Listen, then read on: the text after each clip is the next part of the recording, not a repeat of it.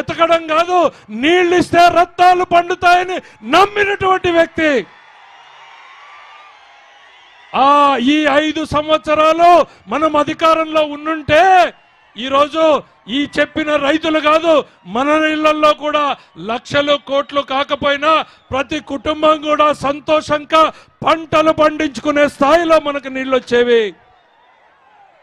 ఎందుకు చెప్తున్నానంటే మన తలరాతలు మారడానికి ఈ రాయలసీమలో అనంతపురం గడ్డలో నీళ్లు నీళ్లు నీళ్లు నీళ్లు మీద మన తలరాతను మార్చేటువంటివి వేరేవి లేవు అనేటువంటిది ప్రగాఢంగా నేను నమ్ముతున్నాను. ఆ నీళ్లు ఇస్తే మా జీవితాలు ఎట్లా మారుతాయో కళ్ళ ముందు కనపడినటువంటి సాక్ష్యాన్ని ఈరోజు రాష్ట్రానికి పెడుతున్నాను. మా అనంతపురం జిల్లా రైతాంగానికి నీళ్ళు ఇస్తే ఏ రైతు ఈ రాష్ట్రంలో ఈ దేశంలో పోటీ వస్తాడో అనేటువంటిది నేను సవాల్ చేస్తున్నాను. బంగారును పండించగలిగినటువంటి సత్తా, కష్టానికి వెనుకాడినటువంటి వ్యక్తిత్వం, కరువుతో పోరాడినటువంటి మనస్తత్వం ఈరోజు రైతాంగానికి ఈరోజు ఉన్నటువంటిది ఉంది. తమిళలో కిందకు దిగాలి ప్లీజ్. లక్షలు కోట్లు సంపాదించే మార్గాన్ని చూపిన ఈ నాయకుడు కావాలా? మనమిచ్చేటువంటి మందు డబ్బులో, మందు బాటిల్ డబ్బుతో సగం నొక్కి మిగిలిన సగం బటన్ నొక్కే జగన్మోహన్ రెడ్డి కావాలా అని సమాజం ఆలోచించుకోవాల్సినటువంటి తరుణం వచ్చింది. మన మందు బాటిల్తో ఈ రాష్ట్రంలో పేద ప్రజానీకం తాగే మందులో సగం నొక్కి మిగిలిన సగం మనకు బటన్ నొక్కేటువంటి జగన్మోహన్ రెడ్డి కావాలా? నీళ్ళిచ్చి మన తల మార్చే ఈ నాయకుడు కావాలా అనేటటువంటి ఆలోచించుకోవాలి. చంద్రబాబు నాయుడు గారికి సంపద సృష్టించడమో తెలుసు, సంపద పెంచడమో తెలుసు. దయచేసిదో తమిళ్లో ఈ ముందున్న వాళ్ళు తొయ్యొద్దు ప్లీజ్, సహకరించండి. ఇంకా బాబు గారు మాట్లాడాలి. చేతులెత్తి నమస్కరిస్తున్నా, ఇది మన సమావేశం, దయచేసి సహకరించండి. ఇక విశ్వేశ్వరరెడ్డి గారు మొన్న ఉరవకొండ నియోజకవర్గానికి ముఖ్యమంత్రి వచ్చిన రోజున 2 మాటలు మాట్లాడాడు. రైతులు ఎంతో సంతోషంగా ఉన్నారు అని.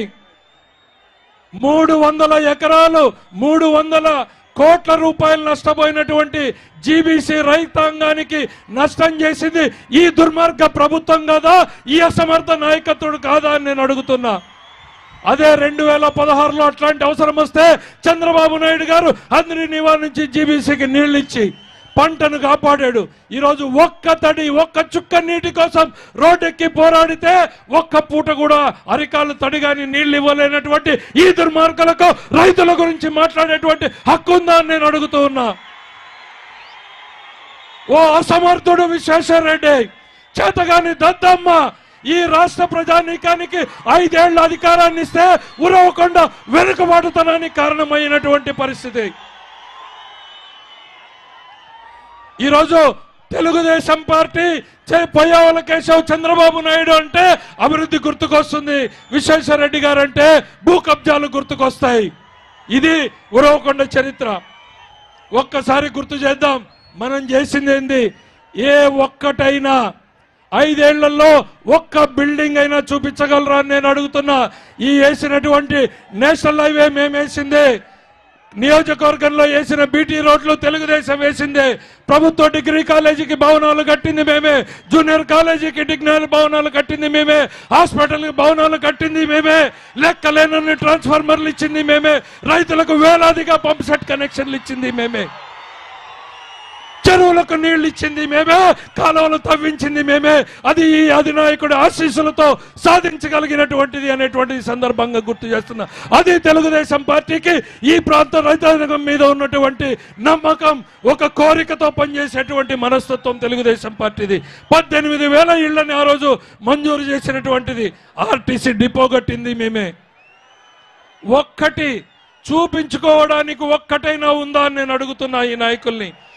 ఈరోజు లత్తవరం చెరువుకి, శేక్షన్పల్లికి, చిన్న ముస్తూరికి, కోనాపురంకి, మోపిడికి, సీర్పికి, బెలుగుప్పకి, ఇప్పేరికి, ముద్దలాపురంకి, ఇవన్నీ కరుట్లపల్లి చెరువులకి నీళ్లు ఇచ్చింది తెలుగుదేశం ప్రభుత్వమైనటువంటిది సందర్భంగా తెలియజేస్తున్నాం.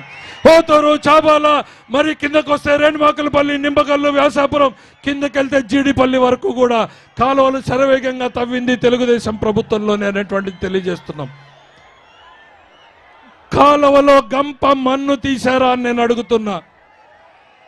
గంప మన్ను 5 ఏళ్లలో తీశారా అని అడుగుతున్నా. జగన్మోహన్ రెడ్డి గారు వచ్చి వడివడిగా పరుగులెత్తిస్తామంటున్నాడు. నీ కాలం వడివడిగా సాగిపోతుంది జగన్మోహన్ రెడ్డి గారు.